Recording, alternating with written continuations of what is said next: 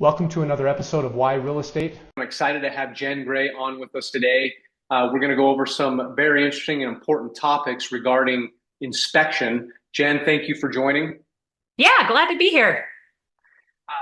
Jen helps with all things transactions with our group, and we rely on her a great deal, and I highly respect her opinion and some of the things she has to share during this podcast will be very valuable for all of you that are listening in.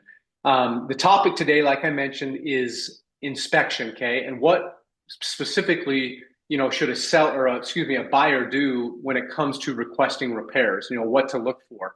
Obviously, when somebody goes into a home, most of the time it fits in their budget. However, Yeah. the offer that they make is going to be dependent largely on the condition of the home. So if the seller has done their job to get the home in pristine condition, because the only thing the seller can control is price and condition. And so and a buyer is going to base their offer on their perceived condition of the home if they decide to offer, because it is in good enough condition for them to do so. So right now, with the way the market is, being that we have high prices and interest rates are still up. Fortunately, they've come down from their peak almost 2 points. Yeah, thankfully. So people feel like they're already paying top dollar. Jen, you deal with hundreds of Yes. transactions. Is that what you're seeing? Oh, completely. I think that buyers are feeling like right now, okay, seller, you want to get as much as you can out of your house. Well, my monthly payment's going to be pretty high. So I want to see that this home, doesn't need new carpet, doesn't need a new roof. The touch-up painting is done within reason, I would think and hope that when a buyer goes through a home that they know was built, let's say 1995, that they're going to know it's not going to be perfect, but if their agent has looked at comparables and seen that it's priced, up there with newer homes, they're going to want to see that that touch-up paint's done and that some upgrades have been done and things like that. If they're going to offer at that listing price, and I think you've got it right there, that the buyer is going to be willing to pay. They knew the price before they went in the house, but they want to know that it's in good condition. So all our sellers out there, do that work up front. Get your house ready. Have it looking pristine and good, because what we go into next is that inspection process. So the inspection process obviously involves a home inspector. We'll get a qualified and certified inspector into the home, and he'll typically spend around 3 hours with a fine-tooth comb, right? I mean, Yes. Obviously, he's not going to remove walls to see what's behind walls. It's not 100% perfect because not everything is entirely accessible. However, they are thorough, they are qualified, and they give an excellent report and a breakdown of what the issues are of the home. Yeah, and they're even going to use their thermal imaging, cameras to see, can they see any leaks behind those walls or air getting in and around the windows? You're going to have a really, really good idea. If you have a good inspector, you're going to have a really good idea of everything that's going on in that home. And the inspector, obviously, he's not going to try and scare you away from the purchase, but he does represent you as the buyer, right? So here are some things that, after discussing with Jen and doing a little bit of reading as well, and what I've seen with my experience, largely repairs, things that can be requested or should be requested, usually are structural, right? In nature. So if there's a foundation issue, shifting of, windows don't look like they're quite right. Something's wrong there. That's a major cause for concern. Also, moisture control items. One of the worst things that you can deal with is mold, or the thermal imaging pulls up that behind the walls there is some sort of wetness or moisture that we need to get to the bottom of that. Other things include the roof, the plumbing, the electrical, right? And those are basically things that should be considered when requesting repairs. Yeah, I like to always tell buyers to think, You want it to be one of those main systems in the house or safety concerns. So if there's not handrails where they should be, for safety reasons, or like a deck railing is really loose and it's cause for concern, but you're not going to necessarily go in and say, well, it needs new carpet. Totally.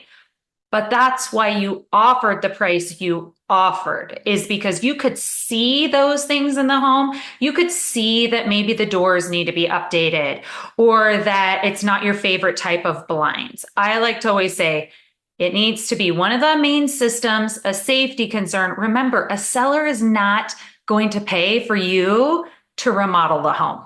That's not what those inspection requests are for.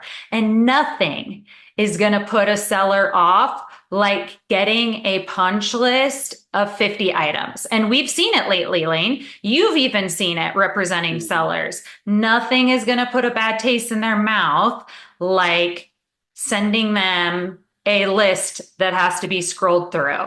I have to laugh. I think about one time I saw a request that the outlet was loose. The outlet cover was loose. And I'm going, do you want me to get you the flathead screwdriver to tighten that up? Yeah, and you made an important point, Kay. I mean, I mentioned those things on the list that I gave, but the thing that you pointed out is, hey, if it's a safety hazard or concern, whatever it might be, it needs to be addressed. And typically in an inspection report, it will be itemized out by the inspector that this is a safety hazard.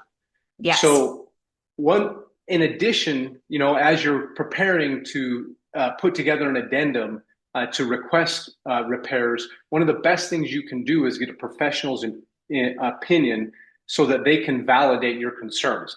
A home inspector is not an HVAC contractor, right? He's not a certified licensed plumber or certified electrician.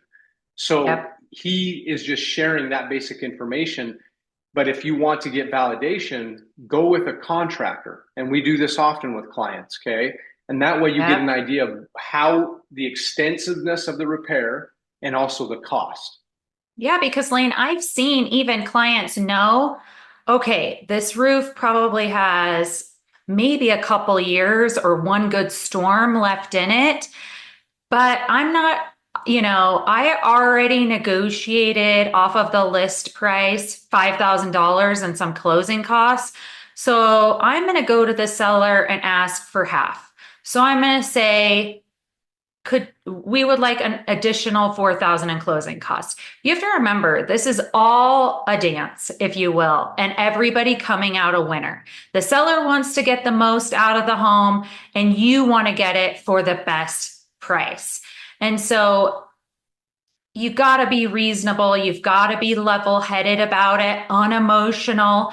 And so that's why we'll arrange, like you've said, we'll arrange for contractors to go in to give you an idea.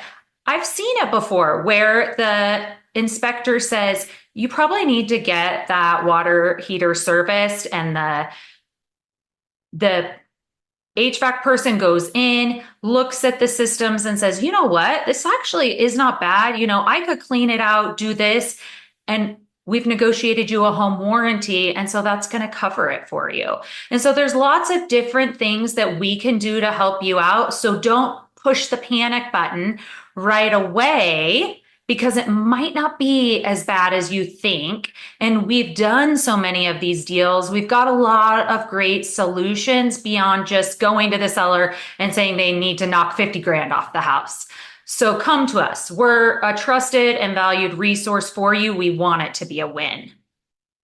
And you mentioned something that's critical, a home warranty, right? That's one example of negotiating based on the condition of the home. We actually received an offer that included a 2-year home warranty because it's an older home, like 1923, right? And they noticed that some of the appliances, well, the water heater in particular, and the HVAC system might have been a little dated, but the family loves the house so much on their offer that they're like, instead of even trying to repair those things, let's just get an extended home warranty.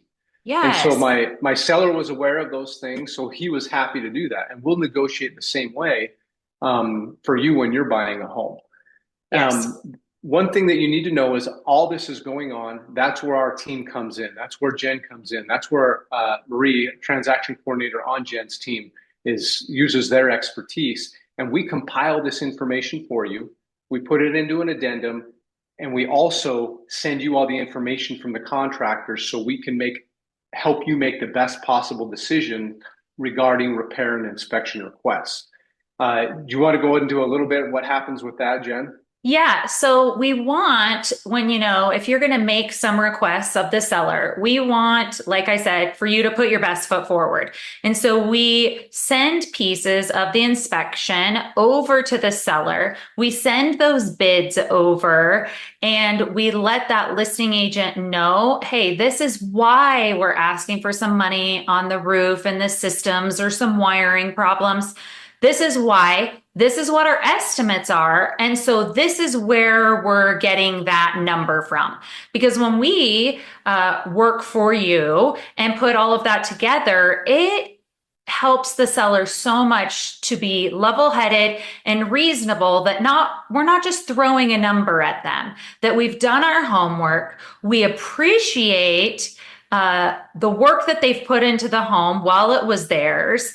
And it just is such a professional presentation for you that so many times I see the buyer get a better outcome because of this homework that we do for you. And so you come out a winner because of the legwork that our team is willing to put in for you as our buyer. And that speaks to the thoroughness and the professionalism of our team altogether, our real estate group, because when you present the evidence in a way that is very convincing like that to a seller and they see the issues, they're more likely to acquiesce when it comes to giving concessions of some sort. Okay. Yes.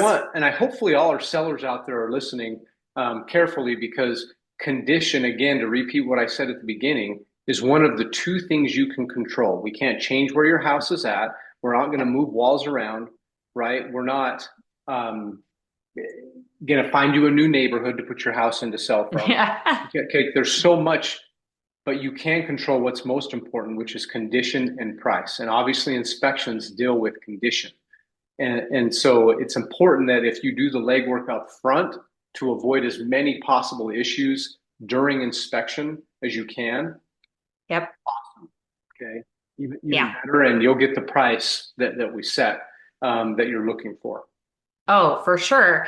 And that makes sellers so happy to know, okay, so if I put $500 to $1,000 into my house before I list it and take care of this punch list of items, it makes your home look better on the inspection report. And if things are not popping up, that lets that buyer know you've taken good care of that home.